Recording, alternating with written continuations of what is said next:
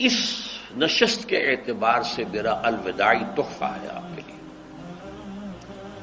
اور وہ یہ کہ میری جو دینی، ملی، تاریخی، سیاسی، عمرانی جو سوچ ہے، جو فکر ہے میرا، جو 50 برس سے زائد عرصے کے مطالعے اور غور و فکر پر مبنی ہے، اس مطالعے میں میری آنکھیں بنیادی طور پر قرآن اور حدیث ہیں، لیکن یہ کہ دنیا کا مشاہدہ، کھول آنکھ، زمین دیکھ، فلک دیکھ، فضا دیکھ، دنیا میں کیا ہو رہا ہے، کیا کیا عوامل ہیں، ماضی کیا تھا، ہم کہاں کھڑے ہیں، اب کہاں جانا ہے، اس پر میری ایک سوچ ہے، میرا فکر ہے۔ پھر یہ کہ ہماری اخروی نجات کا دار و مدار کس چیز پر ہے۔ تاریخ کے بہاؤ کو نہ میں روک سکتا ہوں، نہ آپ روک سکتے ہیں، وہ تو ڈانگ بہتا رہے گا، اور اس کو فیصلہ کرنے والا صرف اللہ ہے۔ کسی فرد بشر کے اختیار میں نہیں ہے کہ وہ تاریخ کے بہاؤ کو موڑ دے۔ ہاں، محمد رسول اللہ نے موڑا تھا صلی اللہ علیہ وسلم، لیکن یہ ہے کہ ہم اس تاریخ کے بہاؤ میں تنکوں کی طرح بہتے چلے جائیں، یا یہ کہ ہمیں کچھ کرنا ہے۔ اس اعتبار سے میں اپنے فکر کا خلاصہ آج آپ کی خدمت میں پیش کروں گا، وہ میرا اس سلسلہ اجتماعات کے اعتبار سے الوداعی تحفہ ہوگا۔ اب میں آغاز کر رہا ہوں۔ پہلی بات، اس سبب میں 3 باتیں مجھے کہنی ہیں۔ سب سے پہلی بات یہ کہ زندگی کی سب سے بڑی حقیقت موت ہے۔ ہم بلائے رکھتے ہیں، اپنے ذہن سے اسے دور رکھتے ہیں، لیکن واقعہ یہ ہے کہ زندگی کی سب سے بڑی حقیقت موت ہے۔ خدا کے منکر پیدا ہوئے ہیں، لیکن موت کا انکار کرنے والا تو کوئی پیدا نہیں ہوا۔ اس لیے میں نے آیت آپ کو سنائی، کل نفس ذائقۃ الموت، ہر سی نفس کو موت کا مزہ چکھنا ہے، ہر جاندار کو موت کا مزہ چکھنا ہے۔ ثم الینا ترجعون، پھر ہماری طرف لوٹا دیے جاؤ۔ تو زندگی کی سب سے اہم حقیقت موت، اور موت کے بعد رجوع الی اللہ، آخرت، یہ سب سے بڑی حقیقت ہے۔ ایک حقیقت سب مانتے ہیں، سب جانتے ہیں، دوسری حقیقت کے اوپر پردہ پڑا۔ میں نے اس اعتبار سے نوٹ کیا، یہ الفاظ قرآن میں 3 مرتبہ ہے، کل نفس ذائقۃ الموت، ہر جاندار کو موت کا مزہ چکھنا ہے۔ انبیاء اس سے مستثنا نہیں رہے، رسول اس سے مستثنا نہیں رہے، اولیاء اللہ مستثنا نہیں رہے۔ وقتی طور پر استثناء حضرت عیسیٰ کا ہے کہ ابھی وہ زندہ ہے، لیکن عیسیٰ یاتی علیہ الموت، حضور نے فرمایا عیسیٰ پر بھی موت آئے گی، جب دوبارہ آئیں گے، زمین پر اتریں گے، پھر اس کے بعد ان پر موت وارد ہوگی، ان کی نماز جنازہ پڑھی جائے گی، انہیں دفن کیا جائے گا حضور کے پہلو میں، شادی بھی کریں گے، اولاد بھی ہوگی۔ باقی تو یہ ہے کہ کل نفس ذائقۃ الموت، سب کو موت کا مزہ چکھنا ہے۔ عیسیٰ بھی بالآخر اس سے مستثنا نہیں رہیں گے، بلکہ قرآن میں ایک جگہ کہا گیا ہے افإن مت فہم الخالدون، کیا ہے نبی، اگر آپ کا انتقال ہو گیا تو یہ کیا ہمیشہ رہیں گے؟ کون ہے دنیا میں جو ہمیشہ رہے؟ انتقال تو ہونا، آپ کا بھی ہونا ہے۔ انک میت وانہم لمیتون، یہ تو مختصر ترین الفاظ تھے۔ اس سے آگے بڑھیے، سورہ انبیاء میں فرمایا کل نفس ذائقۃ الموت وَنَبْلُوكُمْ بِالشَّرِّ وَالْخَيْرِ فِتْنَةً وَإِلَيْنَا تُرْجَعُونَ، ہر جاندار کو موت کا مزہ چکھنا ہے، اور اس سے پہلے پہلے ہم تمہیں آزماتے رہیں گے، خیر کے ذریعے بھی، بھلائی دے کر، صحت دے کر، دولت دے کر، اولاد دے کر، شہرت دے کر، اور برائی کے ذریعے سے بھی، تنگ دستی دے کر، بے عزتی دے کر، اہانت دے کر، ذلت دے کر، وَإِلَيْنَا تُرْجَعُونَ، اور پھر ہماری طرف لوٹائے جاؤ گے۔ یہ وہ دوسری حقیقت جو میں نے کہا کہ جس پر پردہ پڑا ہوا ہے، بہت بڑا پردہ ہے۔ لوگ یہی سمجھتے ہیں کہ یہی دنیا کی زندگی ہے۔ قرآن کہتا ہے إِنَّ الدَّارَ الْآخِرَةَ لَهِيَ الْحَيَوَانُ لَوْ كَانُوا يَعْلَمُونَ، یہ تو آخرت والی زندگی ہے جو اصل زندگی ہے، کاش کہ انہیں معلوم ہوتا۔ اس سے بھی زیادہ تفصیل سے یہ آل عمران میں آئی آیت، کل نفس ذائقۃ الموت وانما توفون اجورکم یوم القیامہ،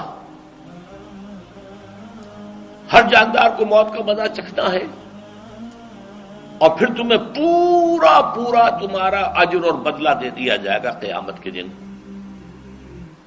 فمن زحزح عن النار وادخل الجنۃ فقد فاز، جو کوئی آگ سے بچا لیا گیا اور جنت میں داخل کر دیا گیا وہ تو کامیاب ہو گیا۔ اللہم ربنا اجعلنا منہم، اللہم ربنا اجعلنا منہم، اللہم ربنا اجعلنا منہم۔ وما الحیات الدنیا الا متاع الغرور، اور دنیا کی زندگی تو سوائے دھوکے کے سامان کے اور کچھ نہیں۔ دھوکہ کس معنی میں؟ یہ تمہیں اصل زندگی سے غافل کر دیتی ہے۔ تم کہیں سفر پر جا رہے تھے، تمہارا کہیں گھر تھا، تمہیں واپس آنا تھا، تم راستے ہی میں کسی دلچسپی میں ایسے مگن ہوئے کہ گھر بار سب بھول گئے۔ یہ تو تمہارا عارضی سا سفر تھا، تم نے اسی کو اپنی منزل بنا لیا، اپنا ٹھکانہ بنا لیا، تو دھوکہ دیا اس نے تمہیں۔ ویسے دنیا کی زندگی دھوکہ نہیں ہے، بڑی حقیقت ہے، اس لیے کہ حضور نے فرمایا انما الدنیا مزرعۃ الآخرہ، یہ دنیا آخرت کی کھیتی ہے، یہاں بو گے تو وہاں کاٹو گے، یہاں کچھ کمائی کرو گے تو وہاں اس کا بدلہ ملے گا۔ اس اعتبار سے دنیا بہت بڑی حقیقت ہے، ایک ایک لمحہ بہت بڑی قیمتی شے ہے، لیکن اگر یہ دنیا تمہیں آخرت سے غافل کر دے تو اس سے بڑا دھوکے باز اور کوئی نہیں۔ یہ اصل دجال ہے۔ میں نے تقریباً 60 برس کی عمر کو جب میں پہنچا تھا تو موت کا انتظار شروع کر دیا تھا۔ میرے قریبی احباب کو معلوم ہے، میں کہتا رہا، یہ بھی کہتا رہا کہ بھائی میں اپنے حصے کا کام کر چکا، جتنی صلاحیت اللہ نے دی تھی، جتنی بھی میرے اندر استعداد تھی، میں اس کو بھرپور طریقے پر استعمال کر چکا۔ دم واپسی برسر راہ ہے عزیز و اللہ ہی اللہ ہے، یہ میرا معاملہ رہا ہے 60 برس کی عمر سے۔ اس کے بعد اللہ نے مزید 14 برس دیے ہیں، یہ نافلۃ لک کے درجے میں کہتا ہوں، اس کا اللہ کا عطیہ خصوصی ہے، نفل ہے، ہمیشہ کہتا رہا ہوں۔ مسنون زندگی تو 61 برس ہے ہمارے حساب سے۔ علامہ اقبال کے بارے میں سنا ہے کہ رویا کرتے تھے کہیں میری عمر حضور کی عمر سے زیادہ نہ ہو جائے۔ وہ 6 مہینے کم ہی رہی ہے حضور کی عمر سے۔ جو حضور کی عمر تھی وہی حضرت ابو بکر کی، وہی حضرت عمر کی، وہی حضرت علی کی۔ ہاں، حضرت عثمان 82 برس کے ہوئے ماشاءاللہ۔ پھر یہاں کے مجددین میں سے وہی عمر حضرت شیخ احمد سرہندی کی، وہی شاہ ولی اللہ دہلوی کی۔ ہاں، شیخ عبدالحق محدث دہلوی رحمۃ اللہ علیہ 82 برس کے ہوئے۔ لیکن یہ میں کہا کرتا تھا مسنون عمر تو 61 برس ہے، جسے ہم 63 کہتے ہیں، وہ اصل میں ہمارے حساب سے 61 بنتا ہے۔ وہ 63 قمری ہے، جو 9 دن کم ہے، قمری سال جو ہے وہ شمسی سال سے۔ بہرحال میں اس وقت سے منتظر تھا، لیکن جو بھی وقت اللہ نے دیا ہے، اللہ کا شکر ہے، وہ مفید کاموں میں لگا ہے۔ ان میں خاص طور پر میں سمجھتا ہوں کہ اللہ کا مجھ پر سب سے بڑا احسان، اور مجھے پر نہیں، بہت بڑے پیمانے پر لوگوں پر جو احسان ہوا ہے، وہ میرا 1998 کا دورہ ترجمہ قرآن جو کراچی میں ہوا تھا۔ 1998 کے مارچ میں میرا بڑا آپریشن ہوا، دونوں گھٹنے تبدیل کیے گئے، لیکن 98 کے آخر میں، حالانکہ میں چل نہیں سکتا تھا، کراچی میں مسجد جو ہے اونچی ہے، دوسری منزل پر ہے، تو خاص ریمپ بنایا گیا جس کے ذریعے میں ویل چیئر پر مجھے لے جایا جاتا تھا۔ میں نے درس دیا۔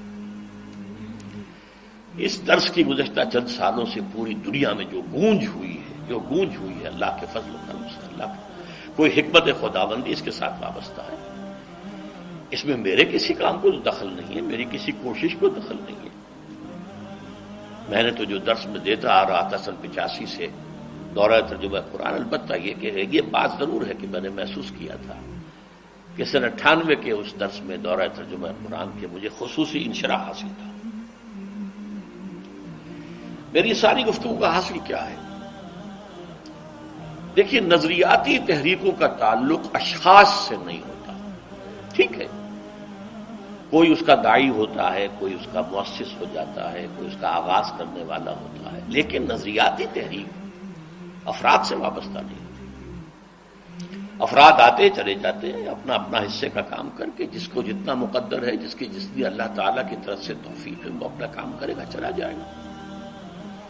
یہ چمن یوں ہی رہے گا اور ہزاروں جانور اپنی اپنی بولیاں سب بول کر اڑ جائیں گے۔ مبارک ہیں وہ لوگ جنہیں قرآن کی بولی بولنا نصیب ہو جائے۔